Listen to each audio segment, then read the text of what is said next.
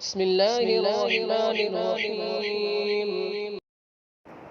السلام علیکم ورحمۃ اللہ وبرکاتہ. نحمده ونصلي على رسوله الكريم اما بعد فاعوذ بالله من الشیطان الرجیم. بسم الله الرحمن الرحیم. قل لا اسألكم عليه اجرا الا المودة في القربى. وقال الله تعالى في موضع آخر إنما يريد الله ليذهب عنكم الرجس أهل البيت ويطهركم تطهيرا. آمنت بالله صدق الله مولانا العظيم وبلغنا رسوله النبي الأمين المتين المكين المختار الكريم ونحن على ذلك لمن الشاهدين والشاكرين والذاكرين والحافظين والواصفين والحامدين والحمد لله رب العالمين. قال الله تعالى في شان حبيبه ونبيه مخبرا وآمرا إن الله وملائكته يصلون على النبي يا أيها الذين آمنوا صلوا عليه وسلموا تسليما. اللهم صل على سيدنا ومولانا محمد وبارك وسلم صلاة وسلاما عليك يا رسول الله صلی اللہ تعالی علیہ وسلم. عزیزان ملت اسلامیہ، ہم نے کل اہل بیت اطہار کی فضیلت کے تعلق سے کچھ احادیث نبویہ سنائی تھی. ابھی آج خطبہ مسنونہ کے بعد میں نے جس آیت کریمہ کی تلاوت کی ہے تو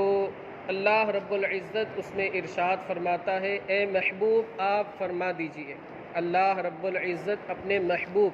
حضور نبی کریم صلی اللہ علیہ وسلم کی زبان اقدس کے ذریعے لوگوں کو یہ کہلوانا چاہتا ہے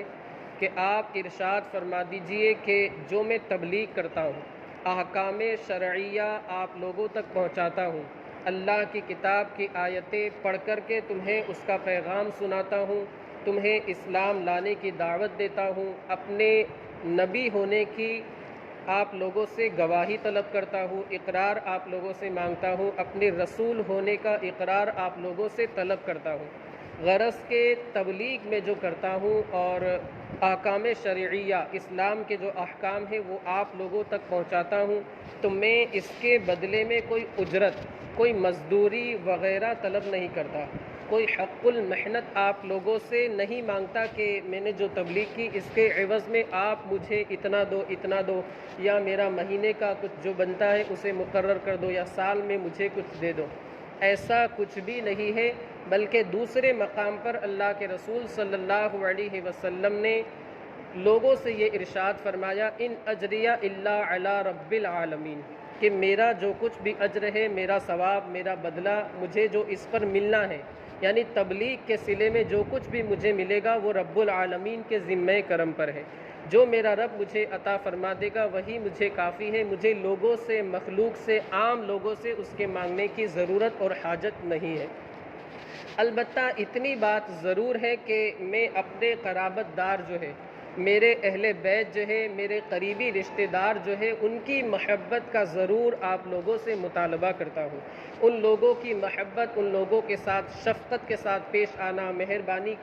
مہربانی کے ساتھ پیش آنا اور شفقت کا برتاؤ کرنا، یہ آپ لوگوں پر ضروری ہے. میں اس چیز کا مطالبہ آپ لوگوں سے ضرور کرتا ہوں، یہ چیز آپ لوگوں سے طلب کرتا ہوں. اس آیت کریمہ کی شان نزول کے تعلق سے مفسرین کرام بیان فرماتے ہیں، دو طریقے کی شان نزول ہے. ایک شان نزول یہ ہے کہ جب کفار مکہ نے، ظاہر سی بات ہے وہ قریبی رشتہ دار تھے، قریش کے لوگ تھے، بنو ہاشم، بنو عبد المطلب، اور اس طرح قریش کی 10 یا 12 شاخیں تھیں. وہ جو کفار تھے، اولاً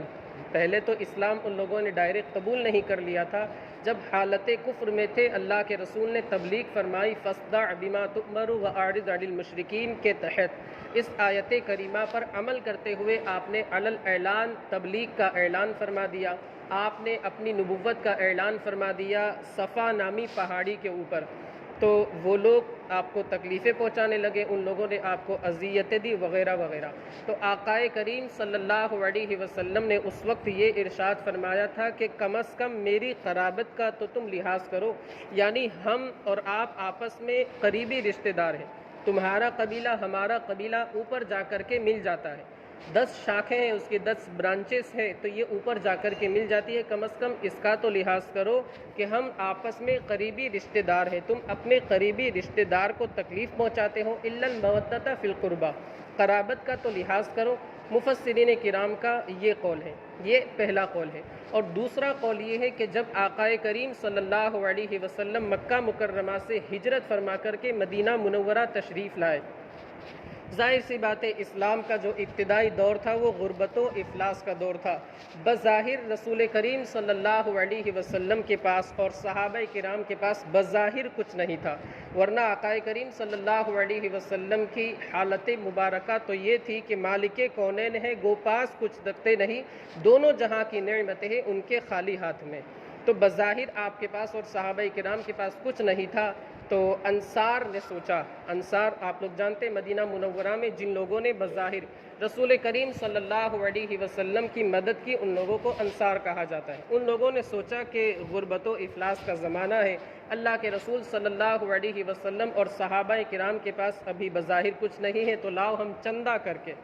کچھ اکٹھا کر کے رقم وغیرہ راشن وغیرہ دے دیتے ہیں۔ حالانکہ صحابہ کرام کے پاس مکانات وغیرہ تھے، لیکن اللہ اور اس کے رسول کے رضا اور خوشنودی حاصل کرنے کے لیے مکے میں وہ سارا کے سارا مال اسباب گھر وغیرہ سب چھوڑ آئے تھے، اور پھر واپس ملنے کی کوئی امید بھی نہیں تھی، بلکہ فتح مکہ کے موقع پر اللہ کے رسول صلی اللہ علیہ وسلم نے ارشاد فرمایا تمہاری جائیداد اور تمہاری جو کچھ پراپرٹی ہے مکے کے اندر، ہجرت سے پہلے جو تم لوگ چھوڑ کر کے آئے ہو مدینہ منورہ تم نے ہجرت کی، وہ ساری کے ساری اپنے بھائیوں کو دے دو۔ چونکہ فتح مکہ کے موقع پر بہت سے کافر مسلمان ہو گئے تھے، تقریباً 10 یا 12 ہزار اس وقت مسلمان ہوئے تھے۔ اللہ کے رسول صلی اللہ علیہ وسلم نے ارشاد فرمایا تمہاری جو پراپرٹی تمہاری جو جائیداد تم نے مکے میں چھوڑی تھی وہ اپنے بھائیوں کو دے دو، یعنی انہوں نے جو حالت کفر میں ہڑپ کر لی تھی، لے لی تھی، ضبط کر لی تھی، اللہ کے رسول نے ارشاد فرمایا وہ واپس دے دو، اللہ اس سے بہتر تمہیں عطا فرما دے گا۔ خیر، جب مکہ مکرمہ سے مدینہ منورہ ہجرت فرما کر کے تشریف لائے اللہ کے رسول اور صحابہ اکرام، مہاجرین جسے کہا جاتا ہے، جنہیں مہاجرین کہا جاتا ہے، تو بظاہر کچھ مال و اسباب نہیں تھا، لوگوں نے چندہ کرا، اکٹھا کیا اور کچھ رقم اللہ کے رسول کی بارگاہ میں پیش کی کہ آپ کی مالی حالت بظاہر اچھی نہیں لگتی، اس وجہ سے آپ اسے قبول فرما لیں۔ رسول کریم صلی اللہ علیہ وسلم نے وہ سارا کے سارا مال و اسباب ان لوگوں کو واپس کر دیا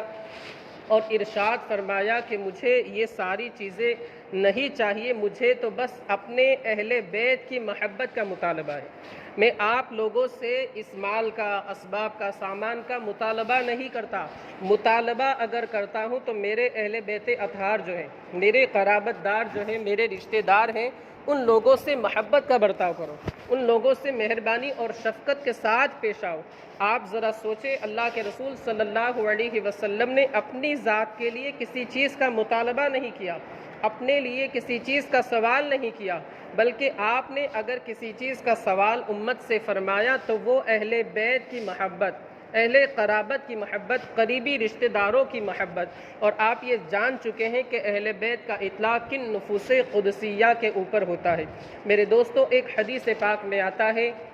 اللہ کے رسول صلی اللہ علیہ وسلم ارشاد فرماتے ہیں کہ جب بچہ کچھ بولنے لگے، آپ جانتے ہوں گے 1 یا 1.5 سال کے اندر بچہ کچھ نہ کچھ تو بولنے لگتا ہے۔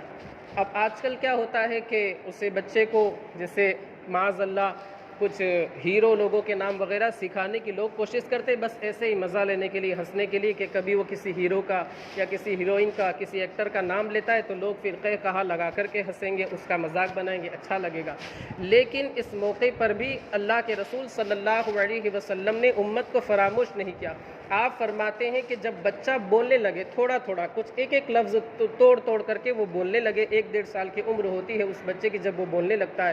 آپ نے ارشاد فرمایا کہ اللہ اللہ اسے سکھاؤ، لفظ اللہ اسے بولنا سکھاؤ، پورا اللہ اکبر وغیرہ سبحان اللہ تو وہ نہیں بول سکتا، تھوڑا تھوڑا وہ ضرور بولے گا، لفظ اللہ سکھاؤ۔ پھر دوسری حدیث پاک میں آپ ارشاد فرماتے ہیں، مطلب آپ نے مطلقاً ارشاد فرمایا کہ اپنے بچے کو 3 باتوں کا ادب سکھاؤ، 3 چیزوں کی تعلیم دو۔ جب بچہ سمجھدار ہو جائے تو 3 چیزوں کی تعلیم دو۔ سب سے پہلے قرآن مجید اسے پڑھانا سکھاؤ، قرآن مجید کی تعلیم دو کہ وہ قرآن عظیم اگر پڑھتا ہے اور اللہ کے فضل و کرم سے اس پر عمل کرتا ہے تو اس کی دنیا بھی سنورے گی، آخرت بھی سنورے گی۔ پھر آپ نے ارشاد فرمایا کہ اپنے نبی کی محبت اسے سکھاؤ، یعنی اپنے نبی سے محبت کرنا، نبی سے الفت رکھنا، نبی کا عشق اپنے دل میں بسانا رکھنا، یہ اسے سکھاؤ، اسے عاشق رسول بناؤ۔ پھر آپ نے ارشاد فرمایا تیسری چیز جو ہے، 3 چیزوں کا اپنے بچوں کو 3 چیزوں کی تعلیم دو۔ تیسری جو چیز ہے وہ یہ ہے کہ میرے اہل بیت کی محبت کی تعلیم دو۔ آپ ذرا سوچیں کہ اس موقع پر بھی اللہ کے رسول صلی اللہ علیہ وسلم نے اپنے اہل بیت کو فراموش نہیں کیا، اور اس بات کی تاکید فرمائی کہ جہاں تم قرآن عظیم کی تعلیم دو، میری محبت کی تعلیم دو، میرا عاشق بناؤ، تو وہاں پر انہیں میرے اہل بیت کی محبت بھی سکھاؤ، میرے اہل بیت سے محبت کی تعلیم بھی انہیں دو۔ پھر ایک حدیث پاک میں آپ ارشاد فرماتے، آپ دیکھیں بالکل یہ حدیثیں جو الگ الگ ہیں، اسٹیپ بائی اسٹیپ آپ دیکھیں، پہلے اللہ رب العزت کا نام سکھاؤ، لفظ اللہ، پھر نبی کی محبت، پھر اہل بیت کی محبت، قرآن عظیم کی محبت، بالکل یہ اسلام کے بنیادی اصول کی حیثیت رکھتی ہے۔ یہ مختلف احادیث جو ہے اسلام کے بنیادی اصول کی حیثیت رکھتی ہے کہ بچہ جب پیدا ہو اللہ کا نام لے، پھر نبی کی محبت یعنی نبی کا کلمہ وہ پڑھے، پھر قرآن عظیم کی تعلیم، پھر اہل بیت کی محبت، اہل بیت کی الفت اپنے دل کے اندر وہ بسائے، پھر آخرت کا جب معاملہ ہو تو ایک حدیث پاک میں آتا ہے، رسول کریم صلی اللہ علیہ وسلم ارشاد فرماتے ہیں کہ کل بروز قیامت میدان حشر میں حوض کوثر پر میرے اہل بیت اطہار جمع ہوں گے، اور جو شخص ان سے محبت کرنے والا ہے، جس شخص کے دل میں میرے اہل بیت کی محبت کا چراغ روشن ہے، وہ بالکل اس طریقے سے ہوگا جس طریقے سے یہ 2 انگلیاں ہیں۔ آپ نے یہ دونوں انگلیاں متصل کر کے ملا کر کے ارشاد فرمایا کہ حوض کوثر پر کل بروز قیامت میرے اہل بیت ہوں گے، میرے اہل بیت ہوں گے، اور جو ان سے محبت کرنے والا ہے وہ اہل بیت اطہار کے ساتھ بالکل اس طریقے سے ہوگا جس طریقے سے 2 انگلیاں ہیں۔ تو ہمیں چاہیے کہ ہم اہل بیت اطہار کی محبت اپنے دل کے اندر بسائیں، ان کی الفت کا چراغ اپنے دل میں روشن کریں، ان کی الفتوں سے، ان کی یادوں سے اپنے سینے کو معمور رکھیں۔ مولا عز و جل ہمیں آپ کو اہل بیت اطہار کی محبت اپنے دل میں بسانے کی توفیق عطا فرمائے، ان کی اتباع و پیروی کرنے کی توفیق عطا فرمائے، ان کے نقش قدم پر چلنے کی توفیق رفیق عطا فرمائے۔ وآخر دعوانا ان الحمد للہ رب العالمین۔ السلام علیکم ورحمۃ اللہ وبرکاتہ۔